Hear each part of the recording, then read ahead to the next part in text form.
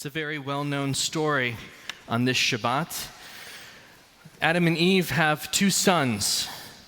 The elder is a farmer named Cain, and the younger is a shepherd named Abel.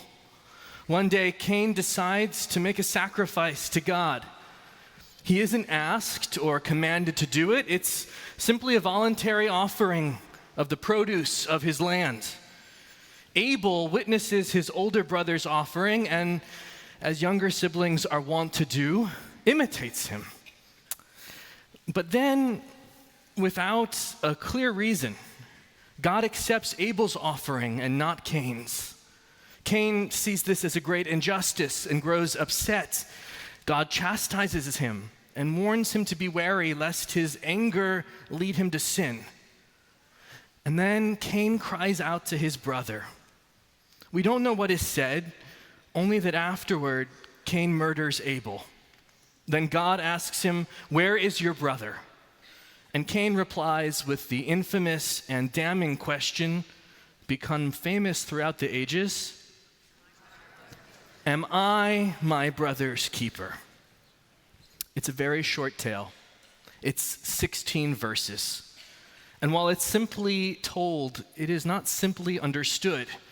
Yet we rarely do this complicated text service because we prefer morality tales with very clear heroes and villains. Abel must be innocent, Cain must be a villain, and God must be unimpeachable.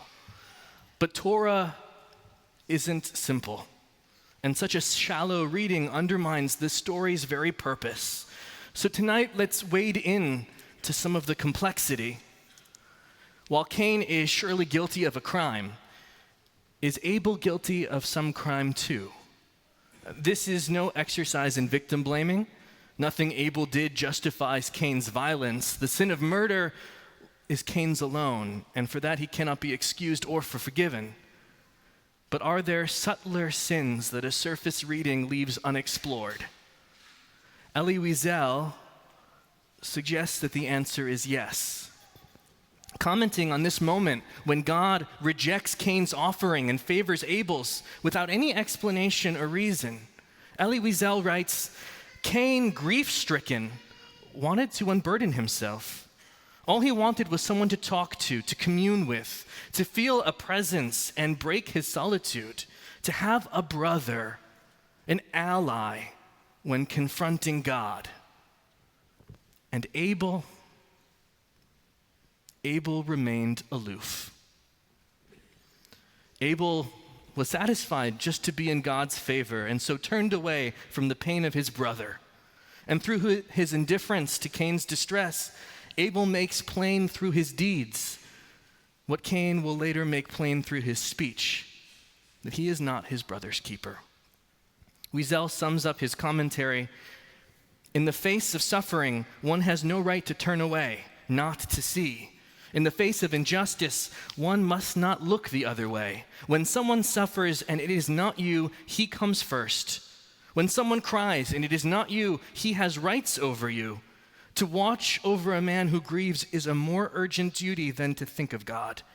And though too weak to oppose God, man is strong enough to defend his fellow man, or at least to dress his wounds. Abel did nothing. And such was the nature of his fault," Wiesel writes. So those who wish to read this story simply will miss the point every time. It's not designed to teach us that murder is wrong. We don't need a story for that. God gives us, and all of humanity in fact, a commandment. No, this story is a cautionary tale about what happens when we turn away from another's pain and suffering and persecution. It's not a story about wrongful action.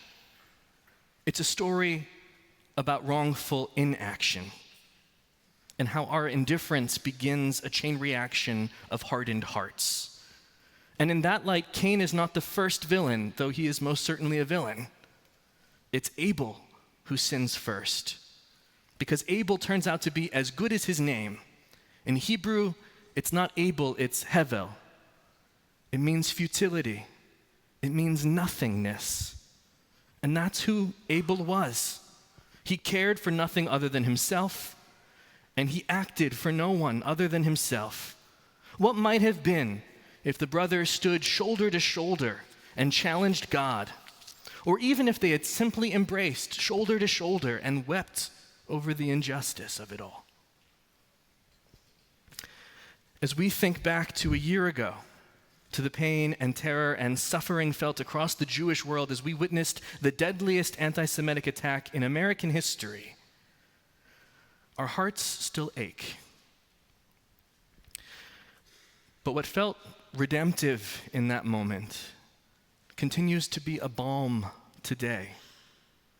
We think of the many who stood with us in our hour of need, who said through word and deed that they are not only our keepers, but even more powerfully and even more importantly, that they are our brothers and sisters.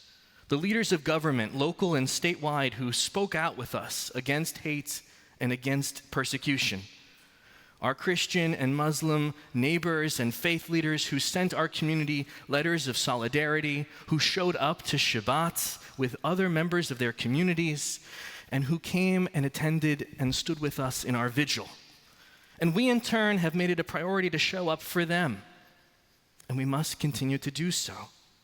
We stood with our Muslim neighbors after the Christchurch massacre, and we have since joined with them in shared moments of celebration. We continue to come together with St. Peter's Church in services of memorial and of joy. Because unlike Cain and unlike Abel, we will not be indifferent when we see our brothers in need or in distress. Our acts of solidarity can alter the terrible trajectory that began in the shadow of paradise. Truman Capote said it powerfully when he wrote, "I only know how true it is that love is a chain of love." In this nation, the fate of many peoples and faiths and identities are all bound up together. That much is inescapable.